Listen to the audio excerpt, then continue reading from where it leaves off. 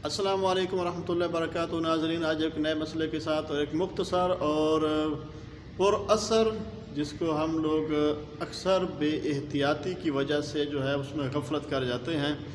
अक्सर औक़ात हम देखते रहते हैं कि मस्जिद के अंदर जब बंदा दाखिल होता है तो मस्जिद में दाखिल होने के आदाब को मलहूज़ ख़ातिर नहीं रखता, और जब मस्जिद से बाहर जाता है तब भी आदाब का मलहूज़ ख़ातिर नहीं रखता।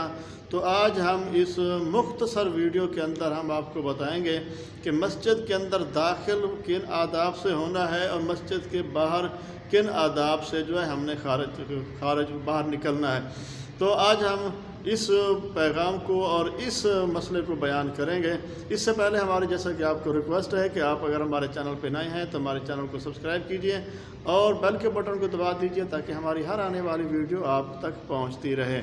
तो मेरे भाइयों दोस्तों, जब हम मस्जिद के अंदर दाखिल होते हैं तो मस्जिद में दाखिल होते वक्त हमें इस बात का बखूबी एहतियात करनी चाहिए कि जब हम मस्जिद के अंदर दाखिल हो रहे हैं, मस्जिद अल्लाह तबारक व तआला का घर है, मस्जिद की बहुत बड़ी अज़मत है, बहुत बड़ी शान है।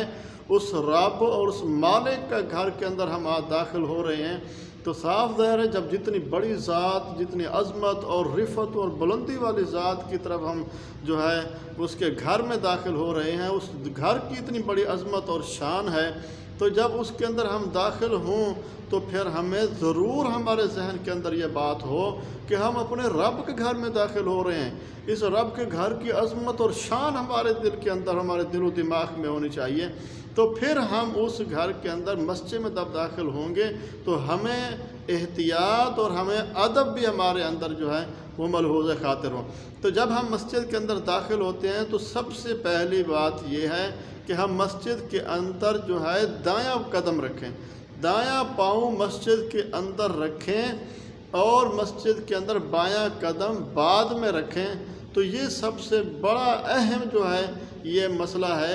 इसके अंदर अक्सर हमारी गफलत पे एहतियाती की वजह से हम तो ध्यान ही नहीं करते, जो ही मस्जिद में आया बस चला गया अंदर। तो हमें ये चीज़ का ख्याल रखना चाहिए कि हम मस्जिद में दाखिल हो रहे हैं, मस्जिद की अज़मत, शान, बुलंदी, रिफ़त होने की वजह से हमें उसका पाँव दायां रखना चाहिए। और दायां पाँव रखते वक्त हमने दुआ पढ़नी है कि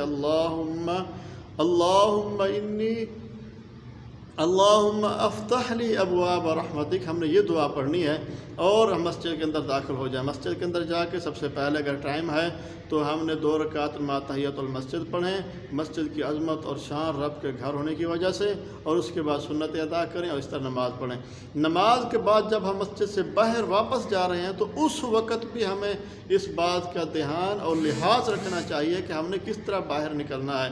तो बाहर जब निकलेंगे तो पहला कदम हमने बायां निकाल के जूते के ऊपर रखना है और फिर दायां निकाल के हम जूते के अंदर डालेंगे और फिर बायां पाँव जूते के अंदर डालेंगे और फिर ये दुआ पढ़ेंगे, अल्लाहुम्मा इन्नी असअलुका मिन फ़ज़लिका व रहमतिक। तो हमने ये दुआ पढ़ते हुए बाहर की तरफ जाना है। और ख़ास ख्याल रखना है कि जब हम मस्जिद से बाहर निकल रहे हैं तो हमारा बायां पाँव मस्जिद से पहले बाहर जाना चाहिए, दायां पाँव मस्जिद से पहले बाहर नहीं जाना चाहिए। तो इसको बहुत ही ज़्यादा एहतियात करनी चाहिए। बहुत से लोग इसके अंदर गफलत में होते हैं और ध्यान भी नहीं देते। तो इस तरह बस जो ही आए बायां कदम दायां पहले निकाल लिया, बायां बाद में निकाल लिया।